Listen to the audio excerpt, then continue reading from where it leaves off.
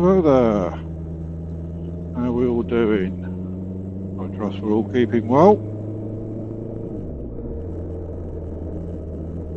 Today we're going to be doing the Diehard Mclean challenge. Yeah, 7 to 10 minutes about yourself. Give a little bit about yourself, basically. Right, well, going back to when I was born. I was born in Preston in 1962. Yes, northwest of the UK, in Lancashire. As my old man, or dad, was a prison officer. Every time he got promoted, he got transferred to another prison. So moved around the country a fair bit. Lowestoft in Suffolk, and then we moved up to Liverpool. But we lived in a place called Maghull, which is a mile and a quarter away from Aintree Racecourse. So I remember most of my childhood from there, riding around the racecourse, and living opposite me was someone who used to play football by the name of Tommy Smith.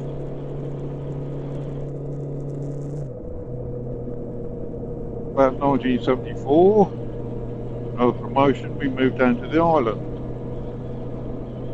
And then shortly after that, they changed the regulations, so you could get promoted in situ, so you didn't have to move. But to tell you what, it certainly played help with education, etc. So it's one good thing.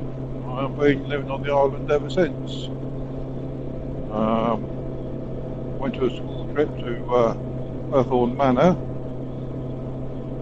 Must have been about 14, I think.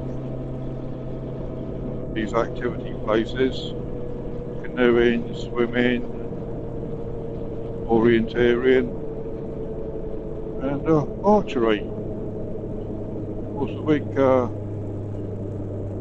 went, there was an open day, so your parents come along, and they had a little go at a couple of things. And we liked the old archery. So when we all came back to the island, we found a club on the island and joined up.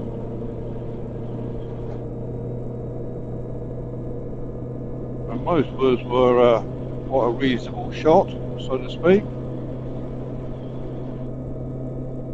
Mother ended up representing the county. I represented the county a few times, and I actually broke a bridge board, which I believe stood for about 15 years. I come close to breaking another one, international shoot it was. I came fourth, and the guy in second place, Englishman, and he broke the British record. So that was the sort of standard I got up to. But unfortunately, I discovered women and beer, and that was the archery. Do I take it up again? No, I don't think I would actually, to be honest. I haven't got the concentration or the determination now, or had then, I should say. Got myself into sailing after I left school and got a job. Obviously living on the Isle of Wight, it's quite a popular pastime, sport, So that one Cows week I was racing on this boat, just crewing, and I walked off the gangway. I'll get it right in a minute, get tongue tied. Some bloke come up to me and asked me if I'd be interested in crewing on a little boat called the little race called the Whitbread, which those of you old enough to know, it's the round the world yacht race. Oh, well, I gave him my details, but nothing more came of it. But nevertheless, it was nice to be asked. No, you're doing something right then. But you're not just someone out for leisure. Obviously, they identified, I knew what I was up to and what it was all about. So, that made me feel pretty chuffed, even though, you know, nothing came back from it. But it was just nice to be asked. Nice good bit of recognition.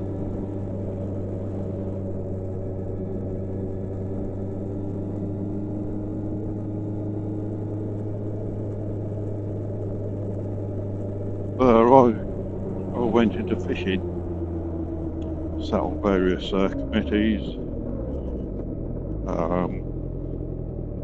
mainly shore fishing at that time.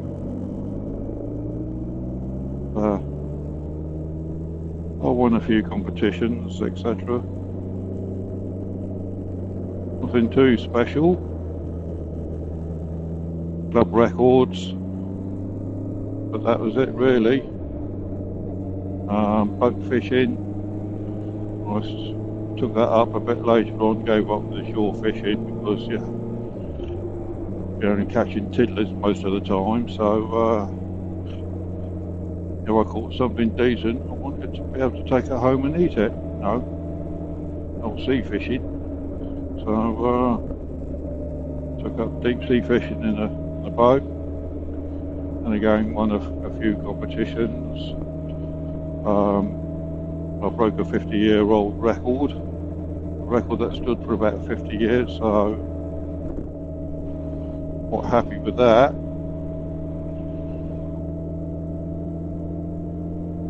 And about 7 years ago, Mrs. Spanner, well, I've got an itchy nose, excuse me a minute.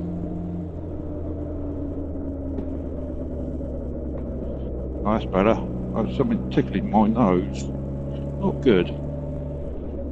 It gets a bit irritating. You can put up with it for a little while. Hopefully it might go away, but this was quite persistent. It was staying there. Anyway, where was I? Oh yes,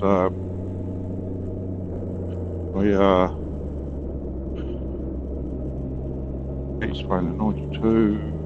Yeah, I started going out of Spain about 1990, and 2 years later on we had our son Jacob, our one and only.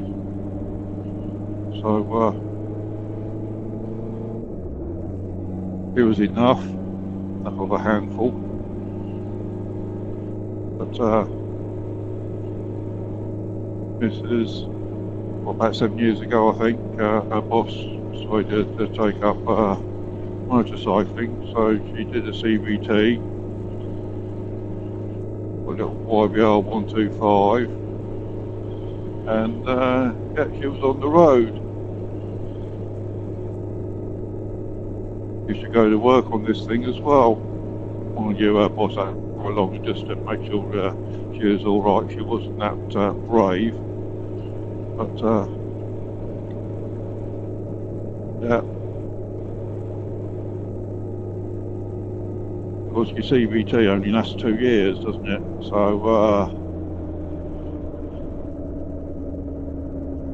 it got to the stage 2016, beginning of 2016, As I said, well, your CVT's going to be running out soon. You better put in for your theory and what have you. Nicked our licence and got her booked in. At which point, I thought, oh, I can't be outdone. So I phoned up the guy who's doing it, Ride Right's motorcycle training, and we ran through everything. I did my CVT. Of course, I didn't bother getting a bike. I did my CVT. Said, yeah, that's good. I'll put you on the big bike next time. MT-07. Yeah. So she did her theory and hazard perception and passed. So she was over the moon with that, because she doesn't usually pass the test first time. She gets normally flustered and such like. But yeah, she passed, so she was over the moon. So I had my theory and hazard the week after, and of course she doesn't know anything about what I've been doing. I kept it quiet. So the local dealers knew that I was doing that and that she didn't know, so they were keeping the secret as well. It's quite good actually, quite amusing. Every time we used to go in dealers or whatever, does she know yet? No. Oh, that's fantastic. Anyway, the day I my theory and hazard perception, which I passed, I put in a lot of work on that.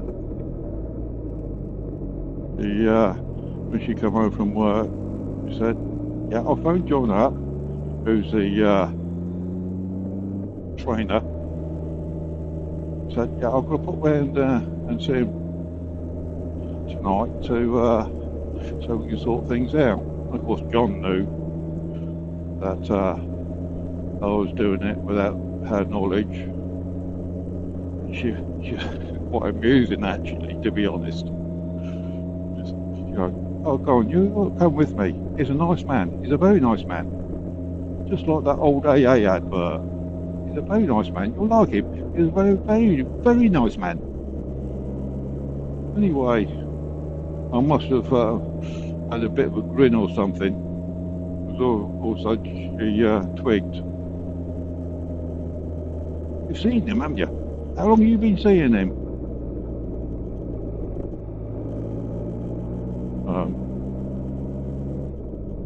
Month or two.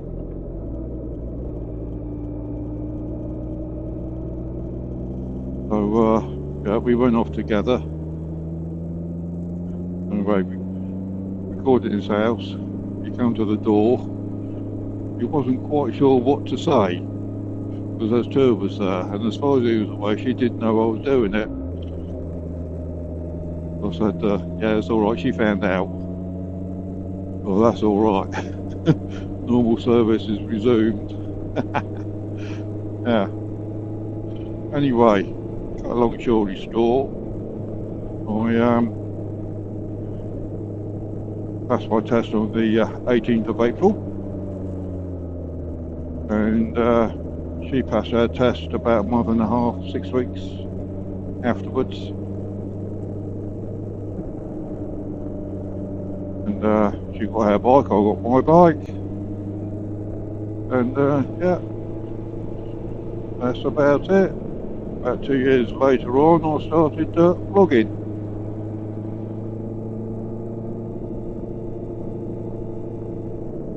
Roughly brings you up to the modern day. As some of you will know, I haven't long moved house, about 6 months ago. Still trying to get it sorted. But there you go, these processes seem to take forever sometimes. Work to be done. I'm enjoying it at the moment. Yeah, you do have the odd down moments, but yeah, I'm Wait till it warms up a little bit more, get the pool up and running.